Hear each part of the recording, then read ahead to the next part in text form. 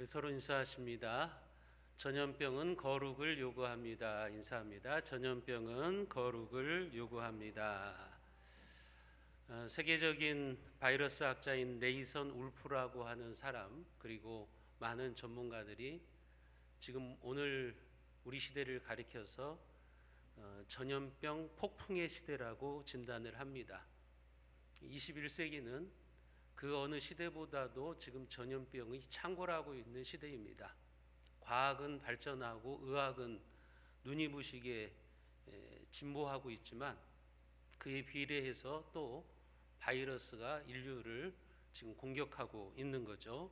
2003년도에 사스, 2009년도에 신종플루, 2014년도에 에볼라, 그리고 2015년도에 메르스, 그리고 2019년도 코로나, 우리들이 지금 그 코로나로 고통을 당하고 있습니다. 이러한 일들이 우연히 일어나는 것이 아니라고 하는 거죠.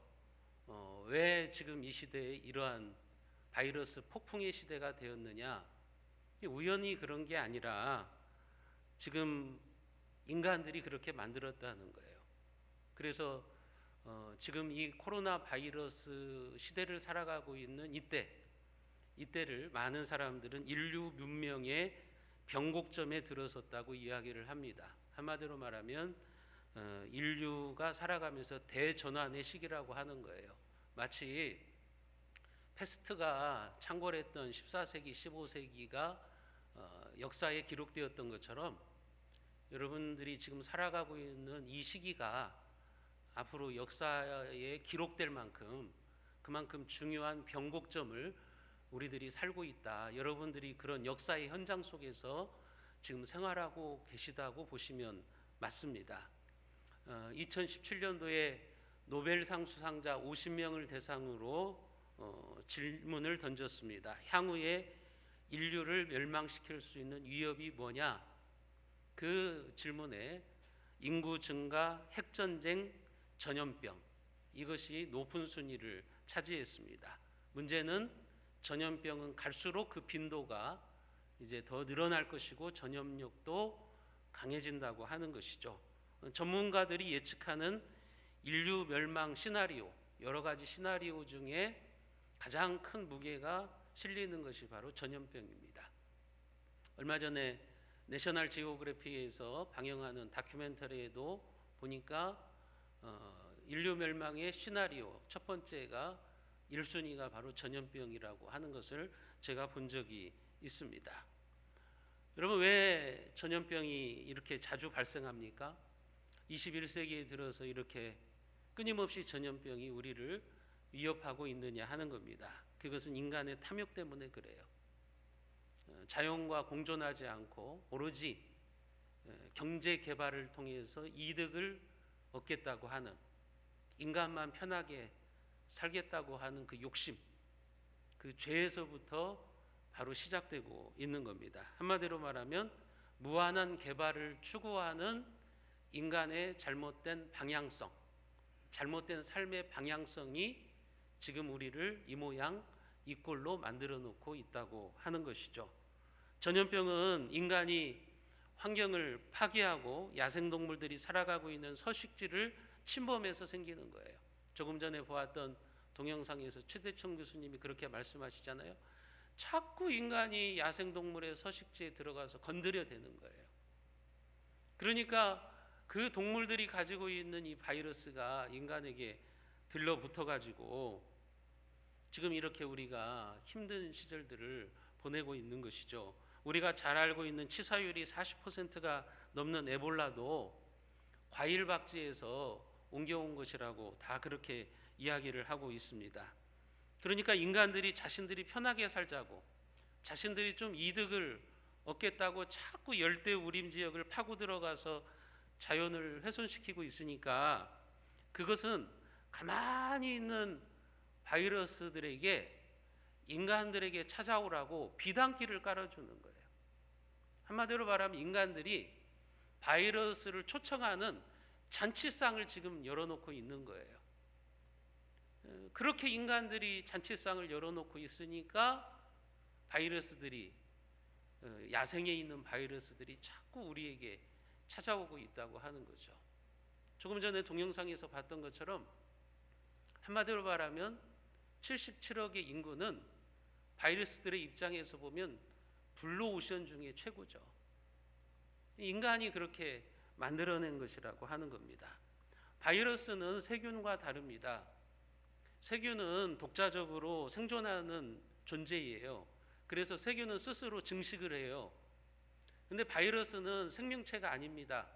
생명체가 아니기 때문에 스스로 증식을 못합니다. 독자적인 증식이 불가능합니다. 여러분, 그래서 악수하지 말라, 비말을 튀기지 말라, 사회적 거리두기를 하라고 하는 거예요. 바이러스는 스스로 증식을 못하니까 차단만 잘하면 얼마든지 안전할 수 있기 때문에 그런 거예요. 세균은 스스로 증식을 하는 것이지만 바이러스는 생명체가 아니에요. 그래서 증식을 못하기 때문에 바이러스가 퍼져가려면 이제 뭐가 필요하냐면 숙주 생물체가 필요한 거예요. 그 숙주 생물체가 가축이고 동물이고 사람인 거예요. 그러니까 바이러스는 스스로 증식을 못하니까 이 사람이나 동물의 면역 체계에 들러붙어 가지고 거기에서 이제 인간을 이용해서, 숙주를 이용해서 이제 공격을 하는 거죠. 인간이 그것을 열어주고 있는 거예요. 쉽게 말해서 바이러스는 참 영악하죠. 아주 기발한 방법을 쓰는 겁니다. 가축이나 인간과 같은 이런 숙주들을 이용해서 아주 기발한 방법으로 사람에게 넘어와서 전염병을 일으키고 있는 거죠. 그렇게 이제 야생 동물에서 인간으로 넘어와서 인간을 위협하는 바이러스, 동물과 인간 사이에 서로 상호작용하는 전염병, 그것을 여러분들이 텔레비전에서 요즘 잘 듣는 용어로 뭐라고 말하냐면 인수공통 감염병이라고 이야기를 하는 겁니다. 사람과 동물의 공통 전염병이라고 하는 거예요. 여러분, 인류를 괴롭혔던 천연두도 낙타에서 넘어왔습니다. 천연두는 지금으로부터 3000년 이전에 낙타를 가축화하는 과정에서 인간에게 넘어온 거예요. 홍역도 역시 마찬가지입니다. 홍역도 중앙아시아에서 소를 인간들이 가축화하는 단계에서 소 바이러스가 진화해서 생긴 것으로 보고 있습니다. 원래 이 바이러스는 특정 생물 종만을 숙주로 삼기 때문에 종과 종 사이를 쉽게 넘어올 수가 없어요. 창세기 1장에 있는 것처럼 하나님은 이 세상을 창조하실 때 종류대로 만드셨잖아요. 그래서 종류대로 만드셨다. 종류대로라고 하는 말이 창세기 1장에서 반복되고 있어요. 그리고 그 종과 종 사이에는 종간 장벽이 있어요. 그래서 이게 넘어오는 게 쉽지 않아요. 동물의 바이러스가 인간에게 넘어오는 게 쉽지 않아요. 넘어오려면 이 종간 장벽을 무너뜨려야 되는 겁니다. 그런데 왜 박쥐의 바이러스가 인간에게 넘어오느냐? 이제 가축을 거쳐서, 동물을 거쳐서, 중간 숙주들을 거쳐서 거기에서 이제 돌연변이가 일어나는 거예요. 돌연변이가 일어나고 바이러스 간의 재조합이 일어나는 겁니다. 그래서 인간으로 넘어오는 겁니다. 종간 장벽을 넘어서 이제 인간을 감염시켜서 우리의 생명을 위협하고 있는 것. 그것이 바로 바이러스라고 하는 것입니다. 여러분, 몇 년 전 유행했던 메르스도 중동 지역의 낙타에서 시작되었다는, 감염되어서 시작되었다는 것을 우리가 잘 알고 있습니다. 2009년도에 전 세계를 팬데믹으로 몰아갔던 신종플루, 그 신종플루도 역시 돼지로부터 야기된 것입니다. 지금 우리가 코로나19로 고통을 당하고 있는데 이것도 역시 박쥐가 매개가 되었다고도 하고 천상갑이 숙주가 되어서 인간에게 넘어왔다고 학자들은 그렇게 지금 진단하고 있습니다. 만일 학자들의 그런 진단처럼 천상갑이 중간 이 숙주가 되었다고 한다면, 그것이 맞는다고 한다면 중국인들이 이 천상갑의 비늘을 한약재로 사용을 하거든요. 이 천상갑을 한약재로 사용을 하기 때문에 아마 그것을 가공하는 과정에서 이제 바이러스가 돌연변이를 일으켜서 인간에게 넘어왔을 가능성이 아주 큽니다. 결국은 코로나도 인간이 만들어낸 거예요. 인간의 욕심이 우리를 지금 이렇게 고통스럽게 하고 있다고 하는 것이죠. 그런데 신기한 사실은 성경에 보면 하나님께서는 이미 이러한 것들을 우리에게 말씀해 주셨어요. 성경에 보면 하나님께서 부정한 동물과 정한 동물을 구분하시거든요. 그러면서 부정한 동물로 분류한 것들은 인간들이 먹지 말아라, 이렇게 우리에게 말씀을 해주셨어요. 그런데 놀랍게도 하나님께서 그렇게 말씀하신 동물이나 새들 중에 인간들이 몇천 년 동안 과학자들이나 생물학자들, 의학자들이 밝혀낸 인수 공통 전염병의 동물 숙주들이 쪽집게처럼 나온다는 거예요. 성경에서 이미 그것들을 우리에게 말씀해 주셨다고 하는 거예요. 오늘 본문인 레위기 11장이나 신명기 14장에 보면 하나님께서 부정하다고 한 짐승들이 나와요. 그래서 이런 것들은 먹지 말라. 그런 것들이 뭐냐면 낙타, 돼지, 갈매기, 물수리, 박쥐, 뱀, 이런 것입니다. 성경은 이미 이 레위기가 기록되던 3500년, 지금으로부터 3500년 전에 하나님께서 그것을 경고해 두셨어요. 그러니까 인수 공통 전염병의 숙주가 될 것들을 여러분 이미 하나님이 말씀해 주셨다고요. 의학자와 생물학자들이 지금 그것을 밝혀내는 거예요. 특별히 오늘 레위기 11장을 보시면 부정한 동물들이 나와요. 레위기 11장 4절부터 7절에 보면 색임질하는 것이나 굽이 갈라진 짐승 중에도 너희가 먹지 못할 것은 이러하니 낙타는 색임질은 하되 굽이 갈라지지 아니하였으므로 너희에게 부정하고, 낙타는 부정한 동물이에요. 15절에 보면 사반, 5절에 보면 사반, 6절에 보면 토끼, 7절에 보면 돼지, 돼지도 부정한 동물이에요. 여러분, 부정한 새들도 얘기를 합니다. 13절부터 19절에 보면 새 중에 너희가 가증히 여길 것은 이것이라, 이것들이 가증한 즉 먹지 말지니 곧 독수리와 솔개와 물수리와 말똥가리와 말똥가리의 종류와 까마귀 종류와 쭉 이야기하시면서 19절에 보면 황새와 백로 종류와 오디새와 박쥐니라 그랬어요. 여러분 보세요. 여기에 나오는 동물, 새들이 오늘날 지금 인간들에게 전염병을 옮기는 매개체들이 되고 있다고요. 낙타는 메르스를 우리에게 가져왔어요. 돼지는 돼지 독감, 신종플루를 우리에게 가져왔어요. 쥐는 흑사병이죠. 여러분, 여기에 나오는 물수리와 갈매기는 독감입니다. 그리고 뱀이나 사밤이나 도마뱀류는 코로나 바이러스의 숙주로 생물학자들이 다 지금 이야기를 하고 있습니다.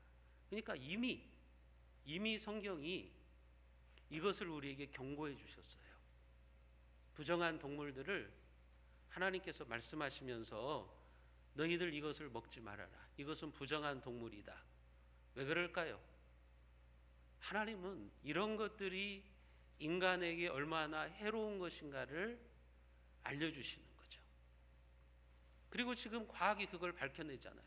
이런 동물이나 새들이 인간에게 바이러스를 지금 옮기고 있는 것들이라고 하는 것을 알려주고 있는 것이죠. 여러분, 어쩌면 이 레위기 11장에 있는 것들 중에 아직 밝혀지지 않는 인수공통 전염병의 숙주를 찾아야 되는 그런 작업을 해야 되는 과학자들이, 의학자들이나 생물학자들이 이 레위기를 연구한다면 아주 유익한 통찰을 얻을지도 모릅니다.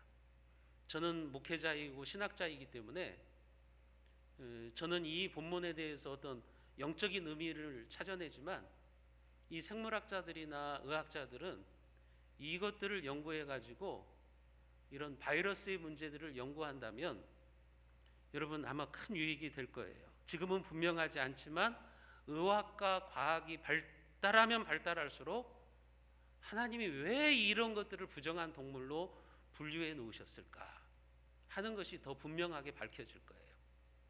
과학이, 의학이, 생물학이 발전하면 발전할수록 성경이 더 진리의 말씀이라고 하는 것이 확연하게 드러날 거예요. 왜냐하면 지금까지도 그랬기 때문에 그래요.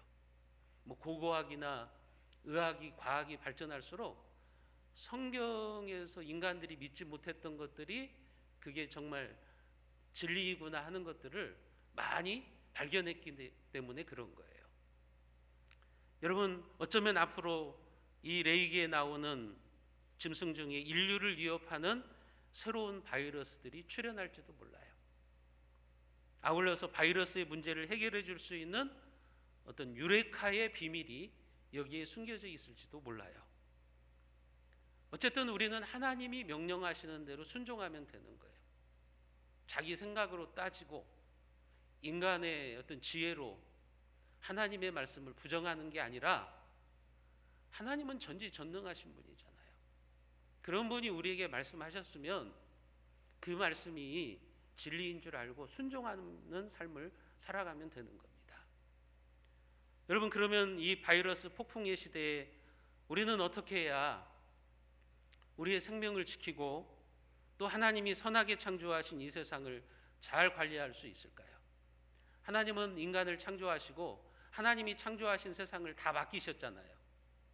너희들이 이 지구를 잘 관리하고 다스리라 선한 청지기직을 맡겨주셨잖아요. 그런데 인간들이 자연을 파괴하고 환경을 오염시키면서 불순종했잖아요. 그래서 지구가 이렇게 망가진 것 아닙니까? 지구가 이렇게 오염되어지고 있는 거 아니에요? 그러니까 바이러스 폭풍의 시대를 지금 우리가 맞이하고 있는 것 아닙니까? 인간의 불순종이죠. 인간이 하나님의 말씀대로 살지 않기 때문에 그런 것이죠. 이런 시대 속에서 하나님이 우리에게 요구하시는 게 뭐냐는 거예요. 우리는 거기에 순종해야 돼요. 그래야 이 재난의 시대에 하나님의 뜻을 알게 되는 것이고 이 재난을 피해갈 수 있는 또 방법을 알게 되는 거죠. 두 가지를 오늘 본문은 우리에게 말씀하세요. 첫째는 생태학적인 정결에 힘써야 돼요. 다시 말씀드리면 환경을 더 이상 파괴시키면 안 돼요. 자연을 오염시키면 안 된다는 거예요. 오늘 레위기 11장 46절과 47절 말씀을 우리가 같이 한번 읽어보겠습니다. 46절 47절입니다. 이는 짐승과 새와 물에서 움직이는 모든 생물과 땅에 기는 모든 길짐승에 대한 규례니 부정하고 정한 것과 먹을 생물과 먹지 못할 생물을 분별한 것이니라. 하나님은 우리에게 말씀하십니다. 정한 것과 부정한 것을 분별해라. 먹을 것과 먹지 못할 것을 분별해라 말씀해 주시는 거예요. 근데 인간들은 이것을 분별하지 않아요. 그러니까 막 하나님이 먹지 말라고 하는 것도 막 먹는 거죠. 예를 들면 막 노루 같은 거 막 피를 노루의 막 몸에다가 빨대를 꽂아가지고 피를 빨아먹고 있는 거예요. 여러분 그게 건강에 좋다고 그렇게 하는 거예요. 근데 하나님이 금하신 거잖아요. 전 그런 사람들도 봤어요. 그렇게 노루의 몸에 빨대를 듣고 피를 먹다가 몸이 망가져가지고 죽은 사람도 봤다고요. 이 하나님이 하지 말라고만 하지 않아야 돼요.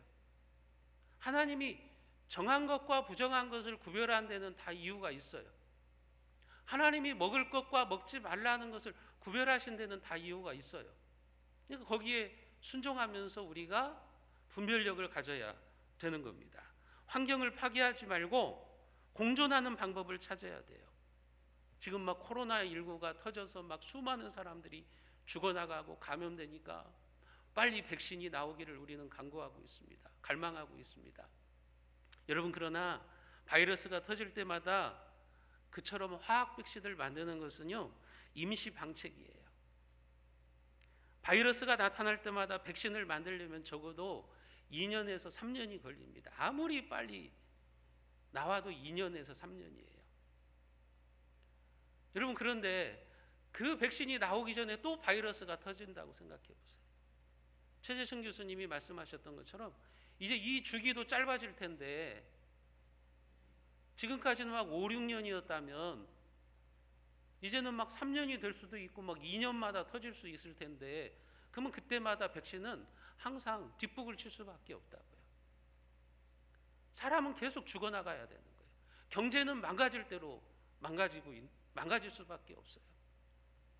얼마 전에 그런 글을 봤어요. 코로나로 인해서 너무 어려우니까 남편이 결혼한 예물을 갖다가 팔았어요. 얼마나 그게 슬픈 일입니까? 아내가 그 예물을 갖다 팔아서 생활비로 써야 되니까 잠잘 때 등지고서 침대에서 펑펑 울면서 잠들고 있는 아내를 뒤에서 안아줄 수밖에 없었던 남편. 그 남편의 심정이 글에 올라왔더라고요. 여러분, 화학 백신을 만드는 것은 임시 방책이에요. 그게 우리에게 영원한 바이러스의 해결책이 될 수가 없다고 하는 거예요. 화학 백신을 만드는 것은 결국 뒷북을 치는 것일 수밖에 없는 거예요. 바이러스로 수천만 명이 죽어나가고 세계 경제는 나락으로 떨어지는 일을 반복하다 보면 백신조차 무력해지는 거죠. 여러분, 왜 바이러스가 나오는 거예요? 앞에서 말씀드렸던 것처럼 인간이 자기들 편하자고 경제적인 이득을 얻겠다고 막 개발하다가 지금 생겨나는 거지 않습니까? 그런데 그게 정말 인간에게 이득을 가져왔습니까? 한번 생각해 보세요. 그렇게 인간이 개발을 해가지고 10억 원의 이득을 얻었어요.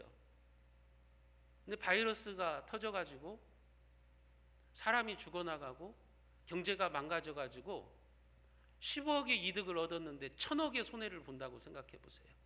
그게 지혜로운 방법입니까? 그게 인간이 지혜로운 방법이냐고요? 아니라고요. 그래서 이제 인간이 조금 지혜로워져야 돼요. 조금 인간이 분별력이 있어야 된다고 하는 거죠. 지금도 그렇잖아요. 코로나19로 사람은 사람대로 죽어나가고 경제는 경제대로 망가지고 있잖아요. 경제학자들은 지금 아직 코로나로 인한 경제 위기는 시작도 안 되었다고 말합니다.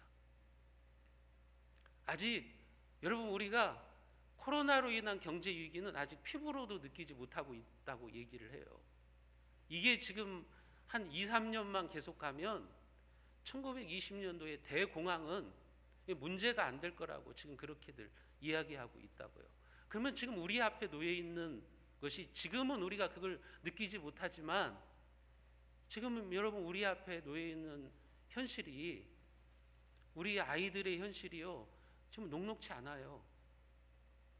그러니까 생태 백신은 이게 해결책이 아니에요. 생태 백신은 이게 우리를 구원해 줄 수 없다고 하는 겁니다. 그래서 우리는 근본적인 문제를 찾아야 되는 거예요. 우리들의 삶을 성찰해야 돼요. 그동안 인간들이 너무 탐욕을 가지고 살았구나, 욕심을 가지고 살았구나. 우리의 삶을 성찰하고 이제 자연을 망가뜨리지 말고 자연과 공존하고 또 기후변화를 줄이기 위해서 노력해야 되는 거죠. 여러분, 지금 이상기온 현상들이 우연히 나타나는 게 아니잖아요. 우리가 잘 알고 있는 것처럼 막 이산화탄소가 지금 막 배출되니까 나오는 거잖아요. 그러니까 막 지구가 뜨거워지고 있는 거잖아요. 지구 온도가 막 올라가는 거잖아요. 그래서 지금 많은 환경학자들은 기후협약을 통해서도 우리에게 그런 경고를 지금 수십 년째 던져주고 있잖아요. 더 이상 지구의 온도를 올리지 말아라. 재작년에는 전 세계에 수만 명의 과학자와 환경학자들이 성명서를 발표했다고요. 여기에서 1.5도만 더 지구의 온도가 올라가면 인류의 문명은 붕괴되기 시작할 거다. 1.5도가 마지노선이다. 1.5도가 올라가지 않도록 여기에서 우리가 멈춰야 된다. 인간들이 여기에서 멈추지 않으면 계속해서 이산화탄소를 배출하면 지구는 뜨거워질 것이고 1.5도가 올라가면 그때부터는 인류는 문명의 붕괴가 시작될 것이다. 여러분, 왜 1.5도인지 아십니까? 우리가 생각하기에 그 1.5도, 우리가 생활할 때 1.5도가 아무것도 아닌 것 같죠? 근데 지구가 1.5도가 올라가는 것은 다른 문제예요. 쉽게 제가 수치로 말씀드리면, 기상학자들에 의하면, 환경학자들에 의하면 인류가 10,000년 동안 4도가 올라갔어요. 그러니까 10,000년 동안 4도가 올라갔는데 지난 100년 동안 1도가 올라갔어요. 이거 비교가 안 되는 거예요. 10,000년 동안 4도하고 100년 동안 1도예요. 그러면 앞으로는 50년만 해도 1도가 올라갈 수 있어요. 1.5도가 올라가는 것은 이건 쉬워요. 그래서 그런 얘기를 하는 거예요. 1.5도가 올라가면 그 다음부터는 문명이 파괴되기 시작한다는 거예요. 1.5도가 왜 마지노선이냐 하면 1.5도가 여기에서 1.5도가 더 올라가면 지구는 이제 회복력을 잃어버립니다. 쉽게 말씀드리면 여러분들이 고무줄이나 스프링을 늘리면, 조금만 늘리면 늘렸다가 놓으면 다시 고무줄이 원상태로 돌아오잖아요. 스프링이 원상태로 돌아오잖아요. 근데 스프링을 막 힘줘가지고 쫙 늘려버리면 안 돌아오죠. 회복력이 떨어졌기 때문에 그래요. 근데 지구가 그렇게 된다는 거예요. 지금은 아직 기회가 있어요. 마지막 기회가 있어요. 환경학자들이 말하는 것처럼 24시가 지구 멸망의 시간이라면 지금은 23시가 지나갔어요. 그래서 지금은 인류가 지금과 같은 삶의 패턴을 멈추고 조금 노력을 하면 이산화탄소를 배출을 덜하고 지구 온도를 높이지 않으면 아직까지는 지구가 회복력이 있어요. 그러니까 지금 코로나19 때문에 중국의 공장들이 문을 닫으니까 여러분 공기가 상쾌해지잖아요. 우리나라 미세먼지가 없잖아요. 그리고 막 야생동물들이 활동을 하잖아요. 자연이 회복되잖아요. 지금은 그렇게 가능해요. 그런데 1.5도가 올라가면 이제 회복이 안 됩니다. 복원력을 지구가 잃어버리는 거예요. 그래서 문명이 붕괴되기 시작한다는 거예요. 그때부터는 이제 영화에서 나오는, 재난 영화에서 나오는 것처럼 인류는 아주 심각한 상태로 들어가게 되는 거예요. 여러분, 왜 강대국들이 그 수많은 예산들을 쏟아부으면서 지금 우주로 진출하려고 그러는 거예요? 지구의 종말을 예측하기 때문에 그러는 거예요. 지구의 시간이 얼마 남았지 않음을 알기 때문에 초강대국들이 그렇게 지금 제2의 지구를 찾으려고 지금 우주로 나가는 거예요. 이미 아는 거예요. 그런데 그게 해결책이 아니에요. 여러분, 하나님이 지구에 인간이 살도록 만드셨지 다른 행성이나 우주에 인간이 살 수 있는 환경이 없어요. 그래서 우리는 그렇게 하려고 하지 말고 지금 멈춰야 돼요. 지금 우리가 자연과 공존하는 방법을 찾아야 됩니다. 우리가 환경오염 시키지 않도록 노력해야 되는 거예요. 그래야만 인류 멸망, 인류 문명의 붕괴를 늦출 수가 있는 겁니다. 개발보다는 자연을 훼손하지 않는 것이 인간에게 훨씬 더 이득이에요. 앞에서 말씀드렸던 것처럼 개발해가지고 10억 이윤을 얻었는데 바이러스 한번 와가지고 1,000억을 잃어버리면 무슨 의미가 있냐고요.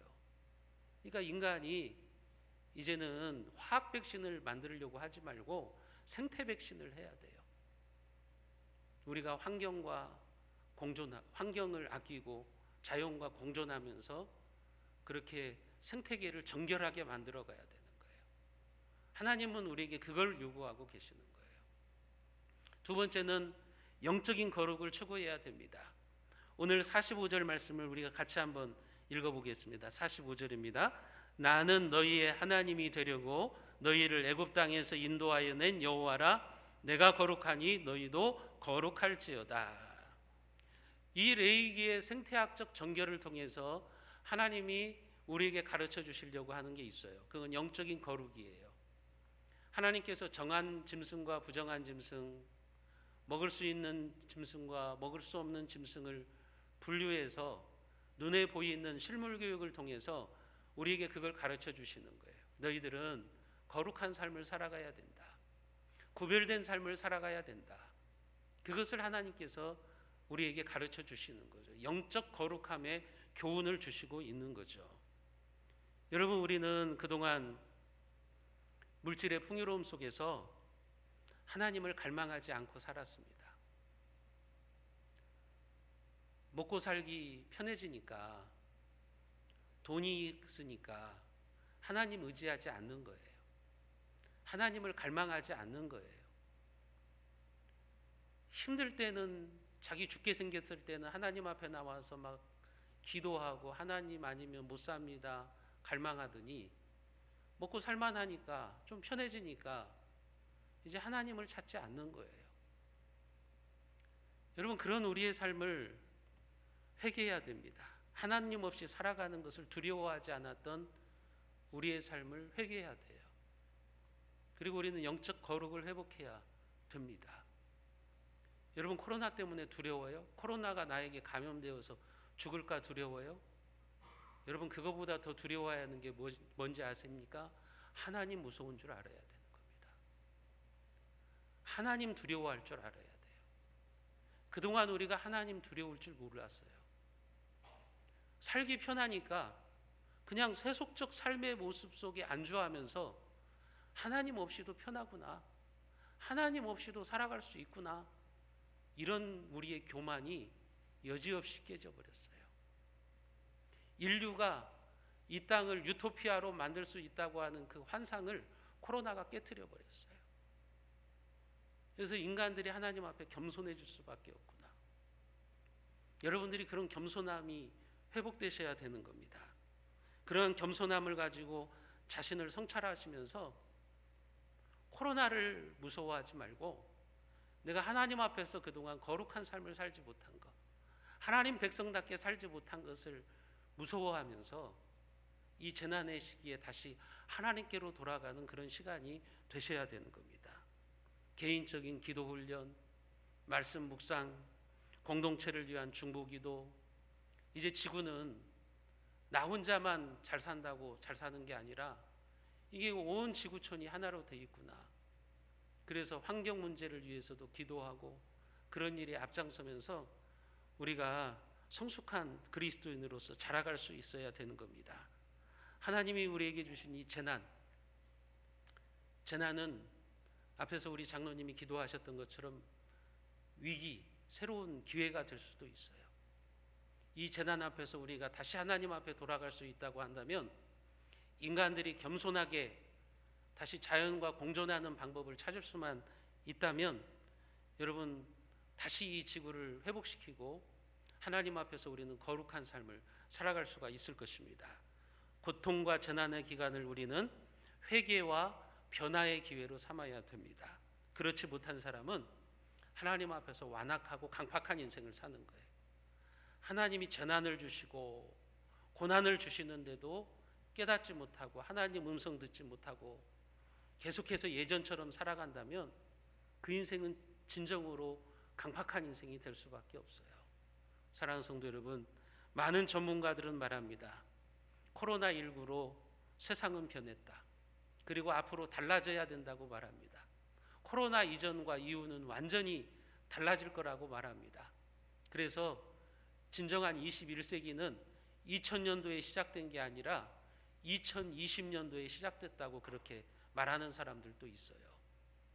여러분, 코로나 이전의 세상으로 돌아가는 것은 불가능합니다. 그래서 코로나 이후의 변화를 우리는 받아들여야 돼요. 코로나 이후의 변화를 우리는 생각하고 거부하지 말고 받아들여야 되는 거예요. 우리의 신앙도 마찬가지입니다. 하나님은 코로나를 통해서 저와 여러분들에게 신앙의 변화를 요구하고 있어요. 영적으로 변화되기를 원하고 계시는 거예요. 그 하나님의 뜻을 잘 받들어서 여러분들이 코로나를 통해서 더욱더 하나님께 가까이 나아가고 거룩한 하나님의 백성으로 영적 변화가 일어나야 될 것입니다. 그럴 때 우리는 더욱더 거룩한 하나님의 백성으로 세워질 것이고 정결한 백성으로 주님을 만나게 될 줄로 믿으시기를 바랍니다. 기도하겠습니다. 하나님 아버지, 코로나가 세상을